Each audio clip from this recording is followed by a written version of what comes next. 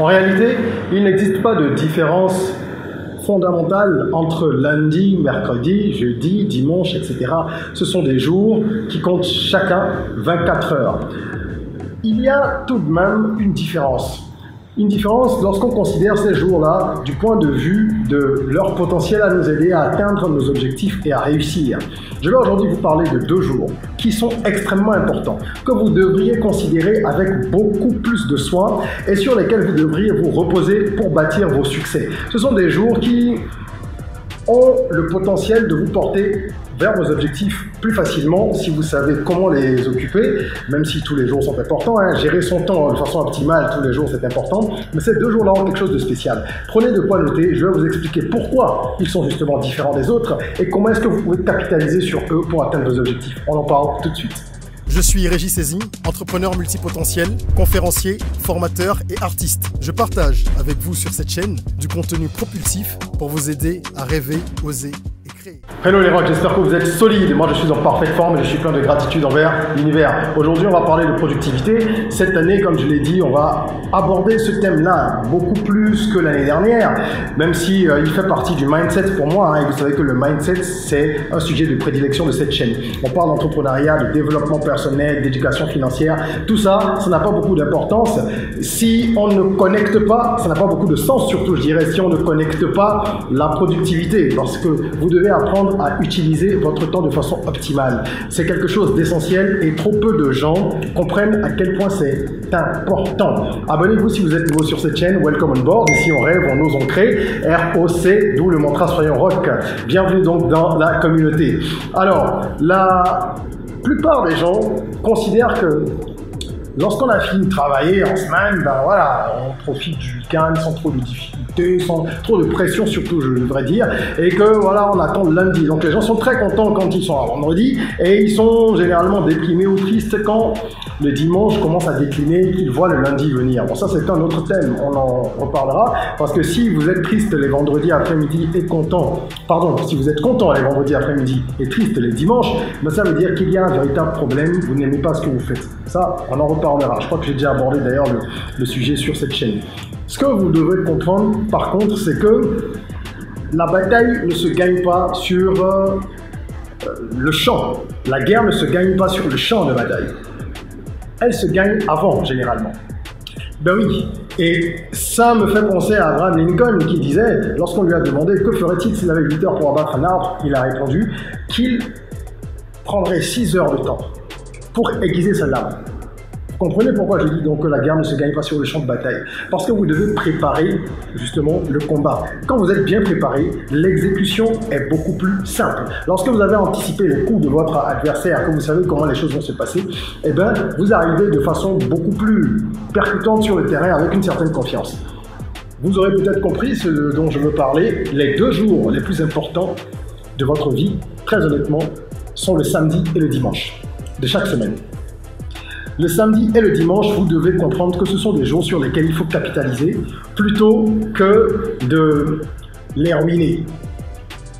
Et je vais déjà présenter en fait les choses de la façon suivante. On va voir ça en 2 temps. Premièrement, comment est-ce que les gens passent leur week-end? Et en second temps, comment est-ce qu'ils devraient, à mon sens, occuper leur week-end? Comment les gens occupent leur week-end aujourd'hui? En gaspillant beaucoup d'énergie. Et ils ne comprennent pas que ce moment-là, en fait, le week-end, est fait pour autre chose. La plupart des gens passent en moyenne 2 à 3 heures par jour sur les réseaux sociaux. Et là, je parle du temps passé à consommer du contenu, pas à en produire, parce que si vous en produisez, c'est que ça a un intérêt dans votre travail, par exemple. Mais à consommer. Et quand je dis 2 à 3 heures, c'est une moyenne. Il y a beaucoup de gens dans nos pays, en Afrique, qui sont on va dire plutôt dans la partie haute de ces statistiques-là, donc ils vont passer plus de 3 heures par jour. Prenons même la moyenne et restons là-dessus. C'est énorme, ça c'est en semaine. Lorsqu'on arrive au week-end, les gens passent entre 3, 4 heures et parfois jusqu'à 5 heures sur les réseaux sociaux à consommer du contenu. Comment voulez-vous être productif si vous ne faites que ça de votre week-end? J'exagère en disant que ça, mais si vous passez autant de temps. Donc les gens gaspillent beaucoup de temps sur les réseaux sociaux pendant les week-ends. Quand je dis gaspille, ça dépend du type de contenu, mais je pèse bien mes mots. C'est-à-dire qu'il n'y a pas une majorité de personnes qui vont regarder des vidéos sur YouTube sur des thématiques qui les intéressent. Non, ça va être plutôt scroller sur certains réseaux sociaux regarder des vidéos sans grand intérêt, pour se distraire, on peut faire ça 10, 15, 20 minutes, mais lorsque vous commencez à scroller pour regarder des vidéos pour vous distraire pendant 1 heure ou 2 ou 3, c'est du temps que vous perdez. Les gens négligent également leur bien-être pendant le week-end. Parce que, je dirais même pas qu'ils négligent leur bien-être, c'est vrai, ils sapent leur bien-être. Parce qu'ils vont passer beaucoup de temps à boire, ils vont également faire des excès alimentaires de tout genre, hein. Il n'y a pas que l'alcool, des excès alimentaires, et forcément, ça ne va pas leur faire du bien, parce que tous les abus, ça a des répercussions, et même le sommeil va en être impacté. On va sortir, on va passer beaucoup de temps dehors, on va se remplir la panse plus que de raison, on va rentrer très tard, on va avoir un sommeil qui ne sera pas optimal parce qu'on est trop plein, on a trop bu, on a trop mangé, on a fait ceci, on a fait cela, ou on a passé toute la journée à tourner, à aller à droite, à gauche, chez Jean-Paul, chez Kouakou, chez Irène, chez Asiba, et on rentre hyper fatigué. Ça, c'est le plan, on va dire, qu'on retrouve généralement chez la plupart des gens. C'est l'organisation type d'un week-end. Et on se dit, pendant la semaine, j'ai pas le temps de faire tout ça, alors le week-end, je dois me rattraper. Oui, mais si tu ne fais que ça, en fait, la conséquence, c'est qu'il y a une baisse de productivité qui est claire. Parce que le lundi, tu vas le commencer en étant fatigué, tu n'auras pas récupéré.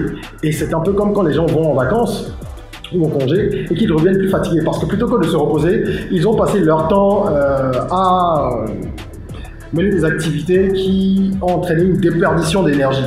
Il faut donc faire attention à trouver un juste milieu. Évidemment, le week-end, ce n'est pas fait pour travailler exclusivement. Vous devez vous reposer, vous devez vous faire plaisir, vous détendre. Personne ne dit qu'il ne faut pas aller au cinéma, qu'il ne faut pas voir un pote, qu'il ne faut pas boire un verre, mais tout doit être fait dans la mesure, dans une juste mesure. Autrement, ça va se retourner contre vous. Et ça m'amène à parler maintenant de la deuxième partie de cette vidéo où je veux vous dire, en tout cas partager avec vous mon point de vue sur la question. Qu'est-ce qu'on devrait faire pendant le week-end? Pour moi, ces 2 jours-là, ce sont des jours qui servent à travailler sur son succès. Vous devez déjà vous ressourcer. Se ressourcer, c'est quoi? C'est dormir suffisamment. Les heures de sommeil que vous avez en retard peut-être de la semaine parce que vous avez dû rentrer tard à cause du boulot, vous n'avez pas pu faire suffisamment la sieste, si vous êtes quelqu'un qui est habitué à faire 20 minutes, 30 minutes de sieste et que pendant la semaine il y a des jours où vous n'avez pas pu, toutes les dettes que vous avez envers le sommeil, vous devez déjà essayer le week-end de les rattraper. Dans une certaine mesure. Vous devez aller faire de la marche par exemple, ou aller quelque part où la nature est vraiment vivante et abondante. Ça peut être à la plage, ça peut être dans un jardin public, etc. pour vous ressourcer et recharger vos canaux à tous les points de vue. Se ressourcer spirituellement, se ressourcer d'un point de vue physique, se ressourcer mentalement, ça veut dire faire de la méditation pour ceux qui la pratiquent, ça veut dire, comme j'ai dit, faire du sport, mais pas faire du sport en allant jouer avec des potes au foot et à la fin de la session de foot, on joue de 8h à 10h le dimanche et à 10h30, on est déjà assis devant les bouteilles de bière, on va descendre des casiers, on va manger comme des porcs et finalement on rentre, tous les bénéfices de ce pseudo-sport, parce qu'on a couru plus ou moins pendant 30 minutes, tout le reste du temps on a bavardé, les bénéfices qu'on a quand même pu en tirer, ils sont à l'eau, ils sont annulés. Donc il ne s'agit pas de ça, il s'agit véritablement d'aller faire une longue marche, de se retrouver seul, de réfléchir, de se ressourcer. C'est ça, se ressourcer. C'est vraiment se reconnecter à soi-même et trouver des activités qui vous permettent de couper tout ce qui peut être réflexion trop violente ou les flux de pensée qui sont abondants et qui sont permanents. Comment vous faites? La méditation est un bon moyen, comme je l'ai dit. Il y a d'autres façons de faire, d'accord? Le week-end, on se sent plus détendu. Les études le prouvent. Hein? Pourquoi alors, si 92% des personnes se sentent plus détendues les week-ends, pourquoi est-ce qu'elles n'utilisent pas cet état d'esprit-là pour se remettre d'aplomb et qu'elles vont aller corrompre encore une fois cet état d'esprit par des activités majoritairement destructrices? Donc moi, le week-end, je pense que vous devriez vous ressourcer. Il faut également faire le point de la semaine écoulée. C'est très important. Vous devez vous demander comment ma semaine s'est passée. J'avais quoi comme objectif? J'espère que vous en aviez, parce que sinon c'est problématique. Qu'est-ce que je devais faire cette semaine? Qu'est-ce que j'ai pu faire? Qu'est-ce que j'ai pas pu accomplir? Où est-ce que j'en suis? Et comment je fais maintenant pour la semaine à venir? Ce que j'ai pas pu faire, je le reporte à la semaine prochaine ou plutôt au mois prochain. Vous devez faire une analyse objective de la semaine qui s'écoule, voir comment est-ce qu'elle a été utile comment est-ce que vous avez peut-être failli et pouvoir sur cette base-là préparer la semaine qui arrive en se disant ok, maintenant que j'ai fait le point de la semaine écoulée, je vais réfléchir de façon intelligente et stratégique à la semaine à venir en fonction de mes objectifs à moyen et à long terme. Qu'est-ce que je ferai le lundi et le mardi et le mercredi? Même si vous êtes dans une boîte où vous avez des tâches routinières, que vous n'êtes pas à votre compte, vous êtes un cadre ou un employé, peu importe, il y a vos projets personnels aussi. Il y a les projets de la boîte déjà, c'est important de les intégrer dans le planning, mais vos projets personnels également. Est-ce que vous avez pour projet d'écrire un ouvrage? Est-ce que vous avez pour projet cette année de prospecter pour un nouveau boulot? Est-ce que vous avez pour projet de passer un peu plus de temps avec vos parents, d'aller les voir un peu plus? Tout ça, ça se planifie.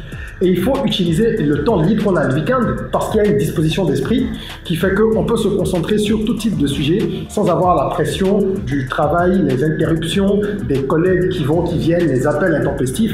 Et voilà, même si vous devez sortir, aller à une fête, aller rencontrer des amis, trouvez le moyen de passer du temps avec vous-même pour vous concentrer sur vous-même. C'est super important.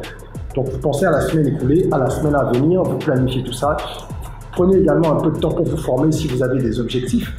Si vous voulez vous former cette année ou ce mois ou ce semestre à de nouvelles compétences, consacrez un peu de temps le week-end à ça. Faites en sorte de réfléchir à vos projets. Le but, c'est de repartir frais, de rentrer dans la semaine à venir avec une fraîcheur mentale, physique, plutôt que d'arriver tout fatigué le lundi en disant « Ah, j'ai dû aller à 4 fêtes, il y avait 2 mariages, il y avait 3 baptêmes. » Bien sûr, nous sommes sollicités également socialement, mais vous devez apprendre à dire non. On ne va pas partout et tout le temps parce que vous devez prioriser votre bien-être et vos objectifs. Donc là où vous devez aller, allez-y, mais vous ne pouvez pas être dans une logique pareille tous les week-ends.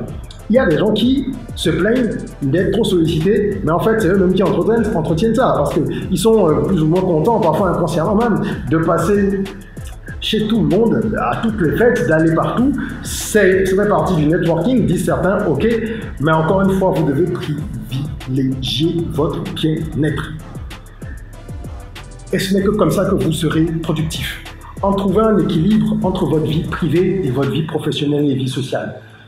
Toutes ces vies-là doivent, à un moment donné, s'équilibrer. Et le week-end, je vais finir là-dessus, en répétant ce que j'ai déjà dit à plusieurs reprises. Le week-end, c'est fait pour se ressourcer.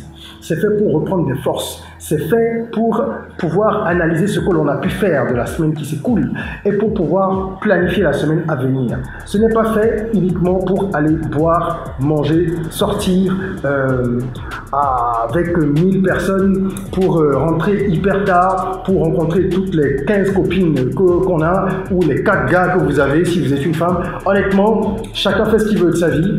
Mais si vous voulez aller plus vite et atteindre vos objectifs véritablement, il faut vous organiser. Ça demande de la discipline, ça demande des sacrifices, ça demande des changements dans la façon dont vous menez votre vie.